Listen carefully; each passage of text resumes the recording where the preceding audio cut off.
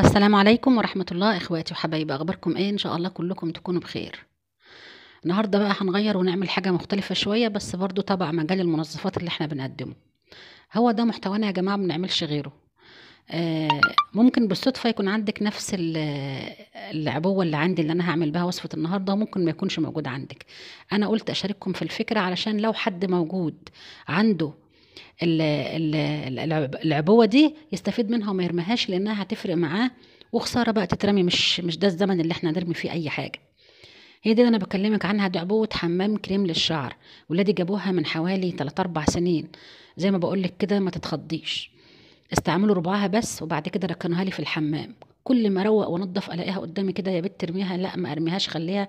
ممكن استفيد بيها برضو، هفكر لها في فكرة.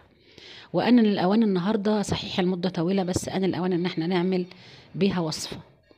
طيب هنعمل ايه؟ هو العبوة دي حمام كريم للشعر، وانتوا عارفين معظمكم يعني اللي عنده دراية بمجال المنظفات ان بتتعمل من شمع البلسم وماء البلسم، وبرضو الدوني او المعطر او المنعم بيتعمل من المكونين دولت. وكمان بيتعمل الدوني الشعب العادي من عجينة السوفت. وطبعا في فكرة تالتة معمولة على اليوتيوب وفي فيديوهات كتير قوي بيها، اللي هي النشا والصودا. دول 3 طرق بيتعمل بيهم الدون العادي. فاحنا النهارده معانا العبوه بتاعت الحمام الكريم دي، وانا عندي كميه شمع البلسم دي وكميه ماء البلسم تقريبا من نفس المده، 2 3 كده. دولت اللي فاضلين حوالي 60 جرام من شمع البلسم، او 70 جرام و60 من ماء البلسم، بس مكتل لانه مده طويله قوي، فبقى زي الجل زي ما انتم شايفين كده. هسخن لتر ميه على النار، وهنزل بيه على ماء البلسم بعد ما اضيف له شمع البلسم كمان. والكيس ده لسه فيه جزء برضو منه لانه مكتل زي الجل بقول لك.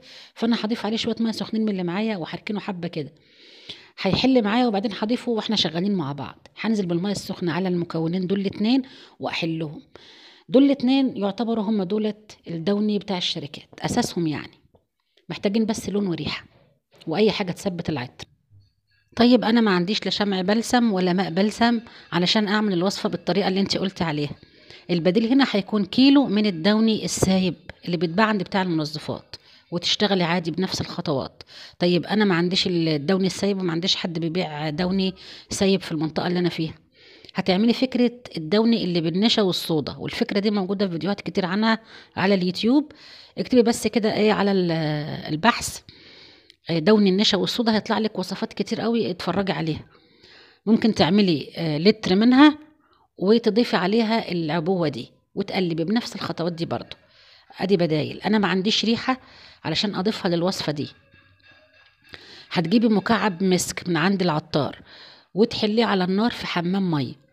بعد ما يفك معاكي تخلصي الوصفة تضيفيه اخر حاجة، وتضيفي معاه 3 4 معالق من الجليسرين ومعلقتين من الخل. الجليسرين والخل بيثبتوا الريحة وبيدوا الوصفة دي نعومة. عندك بديل لشمع البلسم وماء البلسم، وبديل للريحة. فاضل ايه تاني؟ اللون. انا النهاردة هلون معاك الوصفة بالبديل، علشان انا عايزة اعمل الوصفة دي 3 في 1. هتبقى معطر ومنعم وبديل للزهرة الجل. عشان كده هستعمل الزهرة الزرقاء اللي بنلون بيها الملابس البيضاء والغوامق والبلاك كلون للوصفة دي. وكمان حطها سنة لون ازرق، لان انا عندي الالوان دي، عندي الخامات يعني بشتغل بيها. انت ما عندكيش، هتكتفي بالزهرة الزرقاء. وممكن كمان بلاش الفكرة دي خالص وتسيبيها كده من غير لون، وتستعمليها على انها معطر ومنعم.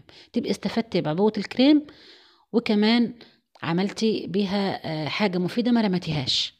هي ديت يعني الرسالة اللي انا بوجهها لك، ان انت دايما اي حاجة تقدري توفري منها وتستفيدي منها ما ترميهاش.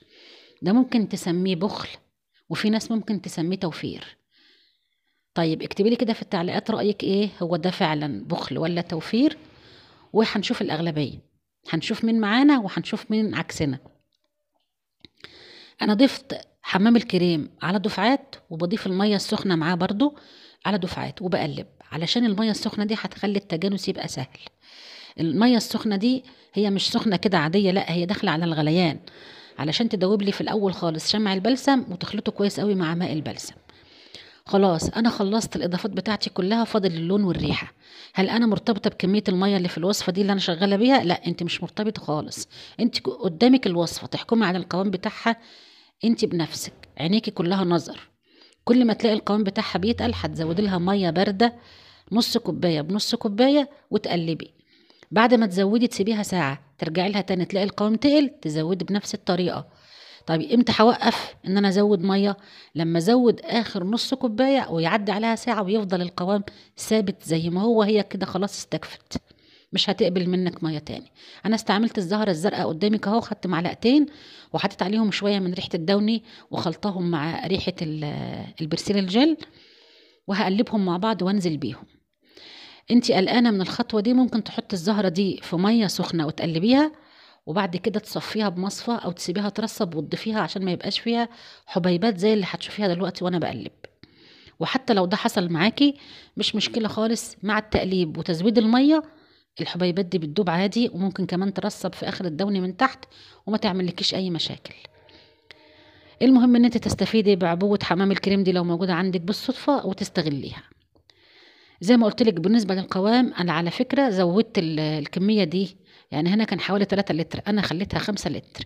هستنى رايكم في الوصفه، بحبكم جدا، شكرا والسلام عليكم.